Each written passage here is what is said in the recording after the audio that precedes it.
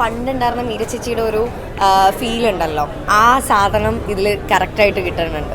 100% family ധൈര്യമായിട്ട് കാണാൻ പറ്റിയ ഒരു ക്രിസ്മസിന് കാണാൻ പറ്റിയ നല്ലൊരു പടമാണ്. ആസ് ഓഫ് വളരെ പോസിറ്റീവ് റെസ്പോൺസാണ്. ഫസ്റ്റ് ഹാഫ് കഴിഞ്ഞപ്പോൾ തന്നെ കുറച്ച് പേര് വിളിച്ച് പറഞ്ഞു, പല തിയേറ്റേഴ്സിനും വളരെ നല്ല റെസ്പോൺസാണ്. വളരെ സന്തോഷം തോന്നുന്നു. എന്നുവെച്ചാൽ കോമഡിയൊക്കെ ഭയങ്കര വർക്കായിട്ട് എല്ലാവരും ചിരിക്കുന്നുണ്ടായിരുന്നു തിയേറ്ററിൽ. മീര ജാസ്മിൻ്റെയും അതേപോലെ തന്നെ നരേൻ്റെയും ഒരു തിരിച്ചുവരവ് തന്നെയാണ്. അവരെ തിരിച്ചുവരവ് ഗംഭീരമാക്കി തന്നെ പറയാം. ചില സമയത്തെ ക്യൂട്ട്നെസ് ആണെങ്കിലും ആ ഒരു ചട്ടമ്പിത്തരവും എല്ലാം അതിനകത്ത് ഇൻക്ലൂഡഡ് ആണ്. മീര ജാസ്മിൻ്റെയും നരേൻ്റെയൊക്കെ നല്ലൊരു അഭിനയം ഇതിൽ കാണാൻ പറ്റും. അത് എന്തുകൊണ്ട് നല്ല രസമുണ്ട്. പിന്നെ ഇതിൽ മെയിൻ എടുത്ത് പറയേണ്ടത് മറ്റേ വിഷ്വലും കാര്യങ്ങളായിട്ട് നല്ല രസമായിട്ട് വന്നിട്ടുണ്ട്. എന്തായാലും കൊള്ളാം. മൺഡേ മാച്ചുകളായിട്ട് എനിക്ക് തോന്നുന്നു അവരുടെ ഒരുമിച്ച് ചെയ്ത കുറേ സിനിമകൾക്ക് ശേഷം വീണ്ടും അതേ സ്ക്രീനിൽ അതേപോലെ തന്നെ അവരിയ്ക്കുന്നത് ഭയങ്കര സ്പെഷ്യലാണ് കാണുന്നത്. നിങ്ങളുടെ കോംബോ പല മുഹൂർത്തങ്ങളിലും അതിലൊരു ചിരിയും ഹ്യൂമറും ഇതൊക്കെ വർക്കൗട്ട് ആയിട്ടുണ്ട്. സബ്ജക്റ്റും വർക്കൗട്ട് ആയിട്ടുണ്ട്. So happy new year. New ഇയറിന് എല്ലാവരും തിയേറ്ററിൽ പോയി പടം കാണണം. It's come out well. Thank U.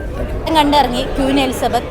അതിൽ എനിക്ക് ഒത്തിരി സന്തോഷം തോന്നി. കാരണം എന്താ വെച്ചാൽ എനിക്ക് പഴയ ഇഷ്ടമുള്ളൊരു കോംബോ ഉണ്ടായിരുന്നു, മീര ജാസ്മിൻ നരൻ കൂട്ടുകെട്ട്. അത് ആ ഒരു അന്ന് കണ്ട അതേ ഫീലോടെ വീണ്ടും സ്ക്രീനിൽ കാണാൻ പറ്റിയെന്ന് പറയുന്നത് ഭയങ്കര സന്തോഷം തോന്നി.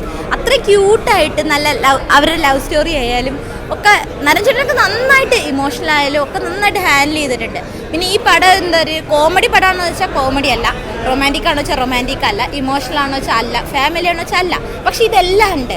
എല്ലാ ടൈപ്പ് ഓഡിയൻസിനും ഇഷ്ടപ്പെടുന്ന രീതിയിൽ ചിരിക്കാനുണ്ട്. ചില സമയത്ത് നമ്മൾ കരഞ്ഞു പോവും, അല്ലെങ്കിൽ ഇമോഷണൽ ആയി പോവും. അങ്ങനെ കാണാൻ പറ്റും. അപ്പോൾ എല്ലാ എലമെൻസും കൂടി ഉള്ളൊരു പടമാണ്. പിന്നെ ഒത്തിരി നമ്മൾ പടം ടൈറ്റിൽ കാണുമ്പോൾ തന്നെ നമ്മുടെ മനസ്സിലോട്ട് വരുന്നൊരു ഇമേജ് ഉണ്ട്. പടം ഇന്നതാവും സംസാരിക്കുക, അല്ലെങ്കിൽ ഇന്ന രീതിക്കാവും പോവുക.